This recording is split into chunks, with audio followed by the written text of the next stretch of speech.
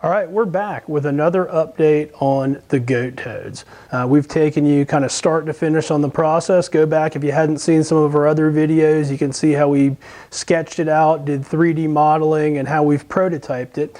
Where we kind of left off, we had a first prototype mold made, and it didn't really meet our expectations. So we took a scissors to it and started making some modifications and came up with a design that we thought that would work better.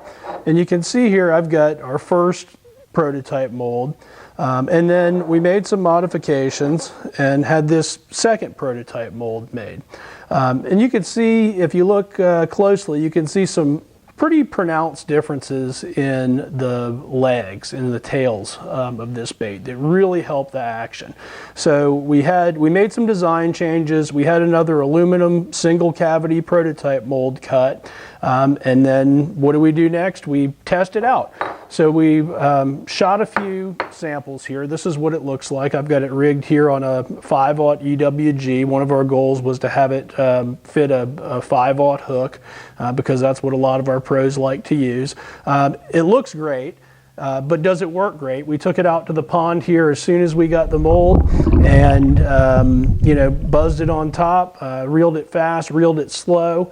We were really pleased with the action. A couple of our sales folks here who also double as product testers took it out on the lake, fished it quite a bit. Oh, that's a leech, dude.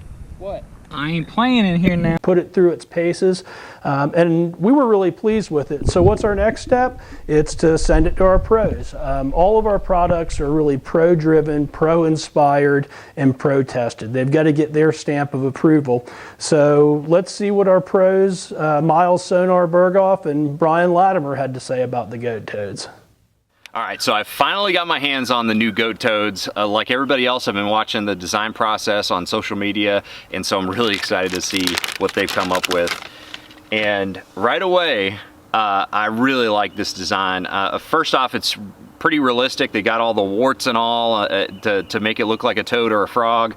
But overall, what I look for in a toad is a wide body design that's pretty bulky, allows you to cast it longer distances, and also allows this bait to really hide that hook that you're going to be using, like a 4/0 or 5/0 EWG heavy wire hook. That's how you're going to rig this, Texas rigged, and you need a bulky bait to kind of hide that hook so it's not constantly popping out and snag and cover. So that's really cool. And then of course the hold design on the bottom, I was really looking forward to seeing this, and I'm really impressed with it. It's got that keel design that allows this bait to really kind of lift up to the surface and plane out really quick, which is really important. And I'm guessing because it's a Laztec that this is going to be a really buoyant bait to begin with. So that matched with the keel design, I think it's really going to be an efficient frog, or toad rather.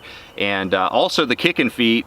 These kicking feet right here, I know they work. I know that they're gonna create a big bubble trail because they are the same or very similar to the ones that you find on the goat and the billy goat. So I think that those are definitely gonna work. So I have no problems there. The only thing that I don't know is necessary is this hook slot right here. It'll help you rig it a little bit straighter, but overall Elastec compresses really well, so I don't think that you needed the hook slot. But overall, I think this is a really good design, and I'm excited to fish it. And just like every other toad, I'm gonna be rigging that on heavy tackle, a 50-65 pound braid, a EWG heavy wire hook, either 4/0 or 5/0. This is a 5/0, and also a small little pegged weight, maybe a 1/16 of an ounce of weight, just to add to a little bit of casting distance.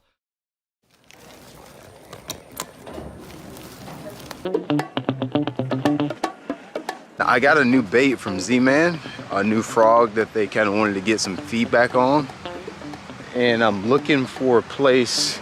I could have sworn when I pulled in here I saw a little pond, and if it looks reasonable, I'm gonna take that frog to this pond and just test it out for a second. I just want to see what it acts like, what it looks like in the water.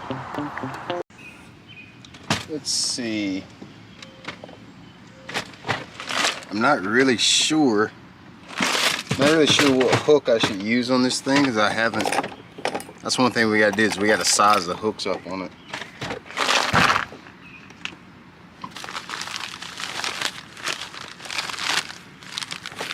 So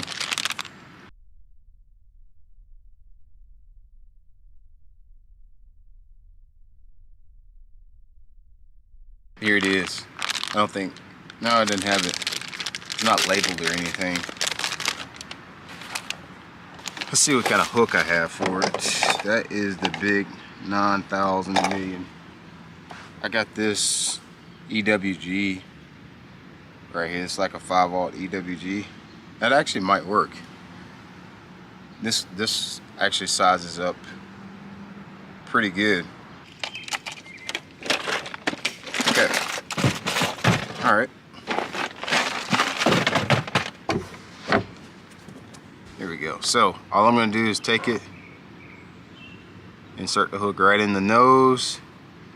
Since it's Elastec, see, this is Elastec like every other Z-Man frog.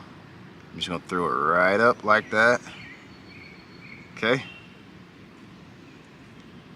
And then I'm just going to, he's got a little butt crack in the back. See, he's got a little butt crack. He's going to throw the hook point right in there. Bop. No, I'm sure that's what it's going to look like. Right there. This is already a good looking frog. I think it's going to butt up really good to a buzzbait too. Maybe we'll try that next time. But we know if it'll work as a standalone frog on just a hook, we know we're going to be able to fish it on a buzzbait. And I usually won't Texpose it unless I'm fishing around something. This is open water, so I'll just leave it kind of like exposed, just like that. Who knows? It may not run right like that. 30-pound test braid. Make sure nobody's creeping up on us. I'm just gonna tie a Palomar in this guy. Just wet it up.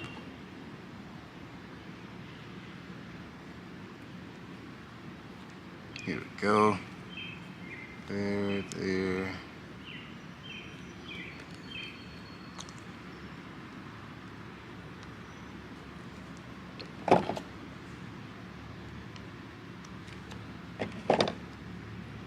There we go. Goat toads.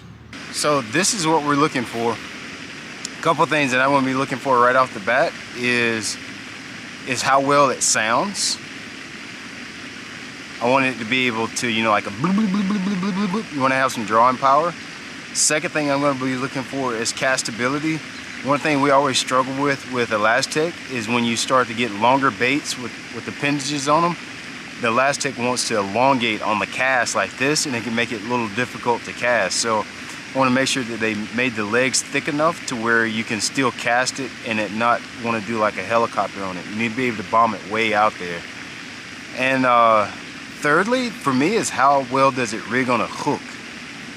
Elastec is, if you use anything from Z-Man, one thing we really have to pay close attention to is how well we can rig things. So we have to put certain little grooves in certain places, and we have to make baits sometimes a little thicker in different places because Elastec is so soft that it can be tough to hold a hook. So I want to make sure the bait holds a hook so it's really good and weedless, but at the same time, it's not too thick that I can't get hook penetration. So that's the three things that I'm looking for from the frog.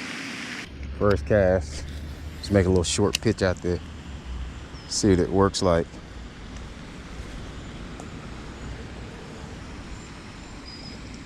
It was definitely got a little bloopy bloop sound.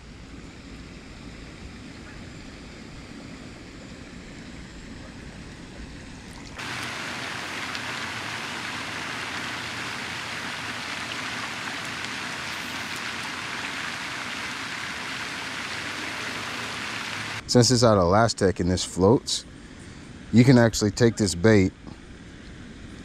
We know how they're bad about it, especially on a buzz toad, like blowing up on it and then not getting it. Since it floats, watch, I'll throw it out. I guess you'll be able to see this, but you throw it out, 5-aught hook, it's just sitting there, floating. See how it'll just float? That's a pretty big deal, actually. The way that thing will just sit there and float. That's a 5/0 hook that I have in it.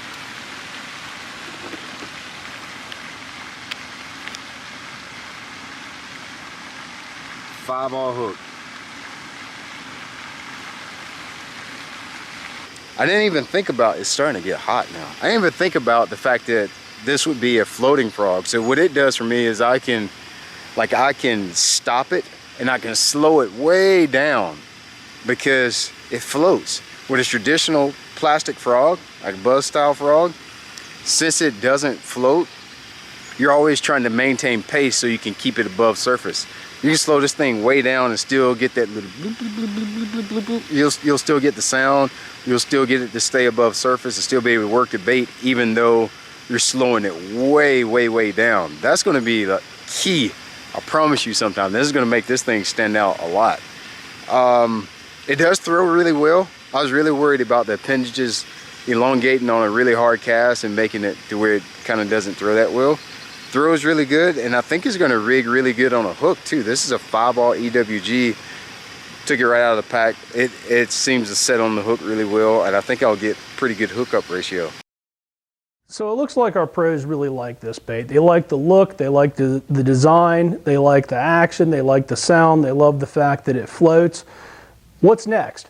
Well, we want to do a little bit more rigorous testing. We never bring a product to market until we're 100% satisfied with it and our pros are 100% satisfied with it. If we wanted to, we could get a product in production in a month, but it wouldn't necessarily be as good as it possibly could be. So we're going to let our guys fish it a little bit more. We like the design, we're really pleased with it, and if everybody's on board, we'll go ahead and get a big production mold made and get this thing into production, and we'll show you that when the time comes.